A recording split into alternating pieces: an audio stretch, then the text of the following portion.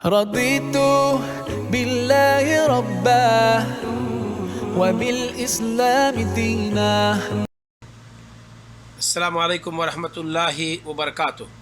ان الحمد للہ نحمده ونستعینه ونستغفره ونعوذ باللہ من شرور انفسنا ومن سیئات اعمالنا من يهده الله فلا مضل له ومن يضلل فلا هادي له واشهد ان لا اله الا الله واشهد ان محمدا عبده ورسوله.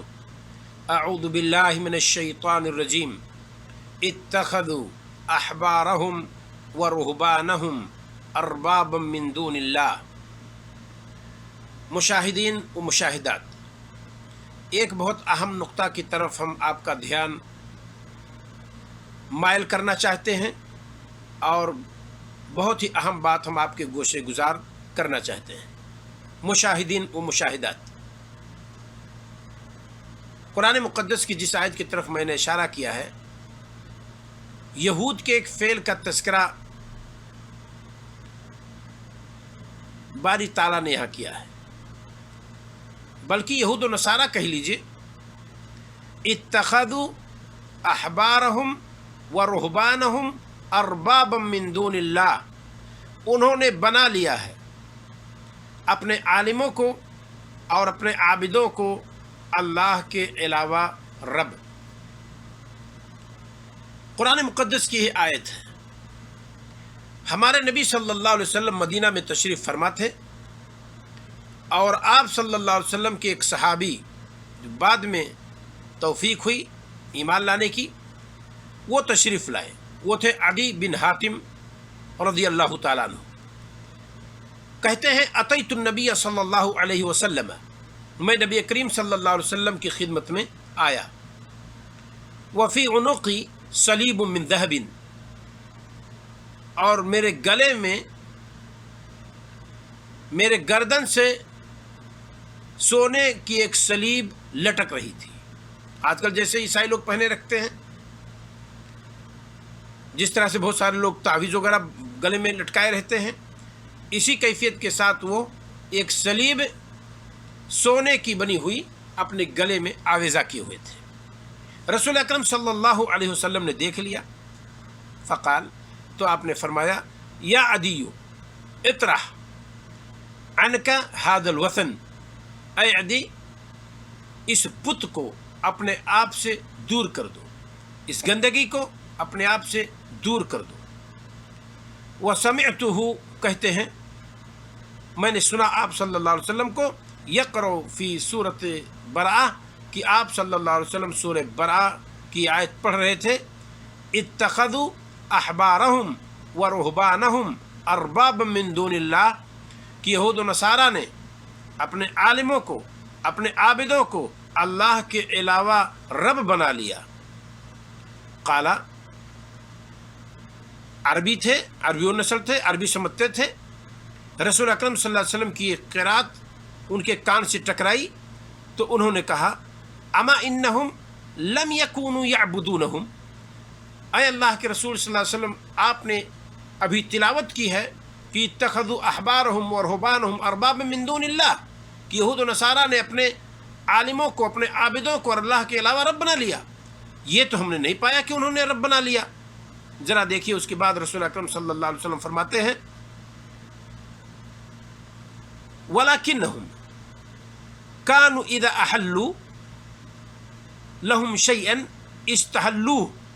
ہاں ٹھیک ہے، رب نہیں بنایا، ان کے سامنے سجدہ نہیں کیا، یہ بات تمہاری صحیح ہے، لیکن کیا یہ حقیقت نہیں ہے کہ كَانُوا إِذَا أَحَلُّوا لَهُمْ، یہ عابد اور یہ علماء جب کسی چیز کو پبلک کے لیے، یہود و نصارہ کے لیے حلال قرار دیتے تھے، استحلوہ، تو یہ لوگ بھی اس کو حلال کر لیتے تھے.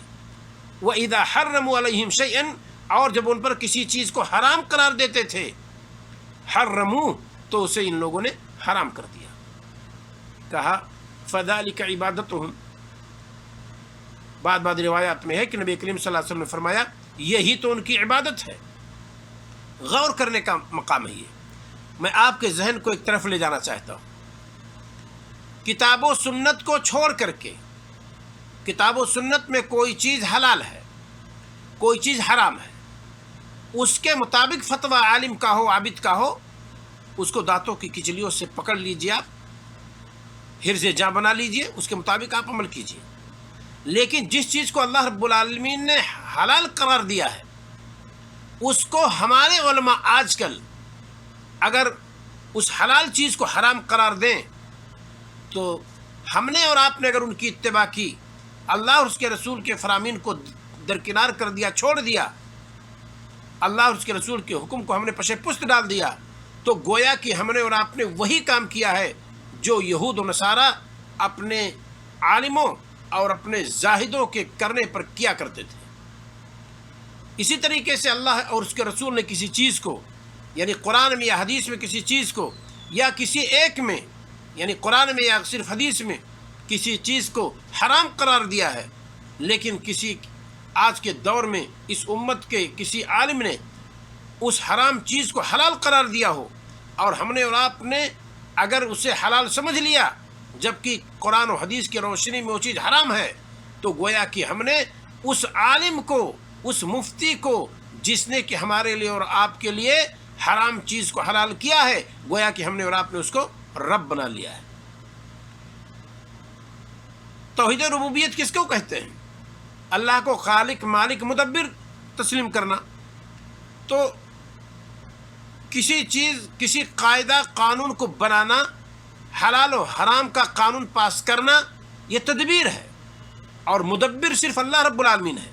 لہذا اللہ رب العالمین کے اس تدبیر میں ہم کسی دوسرے کو اگر شریک کرتے ہیں تو گویا کہ ہم نے اور آپ نے اسے رب بنا لیا جس نے کیا ہے ایسا، اور ہم نے حقیقی رب کو اپنے چھوڑ دیا، اور نبی کریم صلی اللہ علیہ وسلم کی اطاعت کو ہم نے ترک کر دیا ہے۔ لہذا ہماری اور آپ کی یہ کوشش ہونی چاہیے کہ جس چیز کو اللہ اور اس کے رسول نے حلال قرار دیا ہے اسے ہم اور آپ حلال سمجھیں، جس چیز کو اللہ اور اس کے رسول نے حرام قرار دیا ہے ہم اور آپ بھی اس کو حرام قرار دیں۔ حلال و حرام کا مسئلہ آسان نہیں ہے کہ ہم اپنے جیب سے فتویٰ دے دیں کہ یہ حلال ہے، یہ حرام ہے۔ آج کل فتویٰ بازی میں لوگ بہت جلدی کرتے ہیں، تھوڑا سا صبح ہوا، دقت نظری کے ساتھ انہوں نے کتاب و سنت میں اس مسئلے کو کھگالا نہیں، فتویٰ فوراً نافذ کر دیے کہ یہ حرام ہے، اور شدت اس میں اختیار کر گئی سے یہ پتہ چلے کہ فلاں صاحب کا فتویٰ بڑا مضبوط ہے، وہ کتاب و سنت کی روشنی میں ہے۔ آپ ذرا دیکھیے، ہمارے نبی صلی اللہ علیہ وسلم نے خواہ وہ لونڈی تھی اسے حرام قرار دیا، یا شہد کا بنا ہوا شربت آپ نے اپنے اوپر حرام کر لیا۔ اللہ رب العالمین نے کیا فرمایا؟ بھائی نبی کریم صلی اللہ علیہ وسلم کے لیے لونڈی بھی حلال تھی، نبی کریم صلی اللہ علیہ وسلم کے لیے شہد کا شربت بھی حلال تھا، لیکن دونوں میں سے کسی چیز کو یا دونوں کو جب نبی کریم صلی اللہ علیہ وسلم نے اپنے اوپر حرام قرار دیا تو اللہ تعالیٰ نے کیا کہا؟ یا ایھا النبی لما تحرم ما احل اللہ لک، اے نبی آپ نے اس چیز کو کیوں حرام قرار دیا جسے اللہ تعالیٰ نے آپ کے لیے حلال قرار دیا ہے؟ تو نبی صلی اللہ علیہ وسلم کو بھی یہ اختیار نہیں تھا کہ اللہ تعالیٰ کی حلال کردہ چیز کو آپ صلی اللہ علیہ وسلم حرام قرار دیں، یا اللہ تعالیٰ کی حرام کردہ چیز کو آپ صلی اللہ علیہ وسلم حلال قرار دیں۔ یہ مخالفت ہمارے نبی صلی اللہ علیہ وسلم بھی اللہ تعالیٰ کے نہیں کر سکتے تھے، اور اللہ تعالیٰ کے خلاف نبی کریم صلی اللہ علیہ وسلم بھی فتویٰ نہیں دے سکتے تھے۔ لہذا آج کل کا کوئی عالم دین کتاب و سنت کے خلاف کسی حرام چیز کو حلال قرار دے یا کسی حلال چیز کو حرام قرار دے تو ہمیں اور آپ کو بالکل اخذ کرنے کی ضرورت نہیں ہے، نہ اسے لینے کی ضرورت ہے۔ اگر ہم نے اور آپ نے لیا اور کتاب و سنت کو پشے پست ڈال دیا اور علماء کے فتوے پر ہم نے آنکھ ڈھک کر کے عمل کیا تو گویا کہ نبی کریم صلی اللہ علیہ وسلم کے فرمان کے مطابق کہ ہم نے اور آپ نے یہود و نصارہ کی طرح سے اپنے علماء کو ہم نے اور آپ نے رب بنا لیا ہے۔ لہذا اس سے ہمیں اور آپ کو ڈرنا چاہیے اور کتاب و سنت کے مطابق ہمیں اور آپ کو عمل کرنا چاہیے۔ آج کل اس جدید دور میں ایک عالم دین کے پاس جب لوگ رجوع کرتے ہیں اور اسے پتہ نہیں کہ کتاب و سنت میں کوئی یہ فتویٰ کبھی موجود ہے کہ نہیں، کتاب و سنت میں یہ مسئلہ موجود ہے کہ نہیں، یا موجود نص یا اس طرح کی کسی چیز کے حلال و حرام کا فتویٰ موجود ہے کتاب و سنت میں، اس سے اخذ کرنے کے بجائے بیلاک فتویٰ ایک انسان دیتا ہے، ایک عالم دین دیتا ہے کہ یہ چیز حلال ہے یا یہ چیز حرام ہے، تو خاص طور سے حرام کے تعلق سے کہ یوں ہی کسی چیز کو حرام کر دینا بغیر دلیل کے بالکل ہمیں اور آپ کو زیبا نہیں ہے، نہ ہی کتاب و سنت کی یہ دعوت ہے۔ ہاں اشیاء میں اصل حلت ہے، اصل حلت کا مطلب کہ اصلاً وہ حلال ہے، کیونکہ اللہ رب العالمین نے فرمایا خلقنا لکم ما فی الارض جمیعا، ہم نے تمہارے لیے جو چیزیں ہیں زمین میں سب پیدا کیا ہے، جتنی چیزیں زمین میں ہیں سب ہم نے تمہارے لیے پیدا کیا ہے۔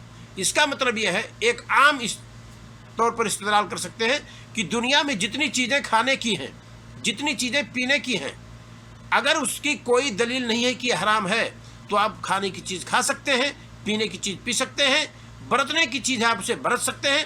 اب اگر کوئی بندہ کہتا ہے فلاں صاحب فلاں چیز مت کھائیے، تو اس کو چاہیے کہ وہ دلیل پیش کرے۔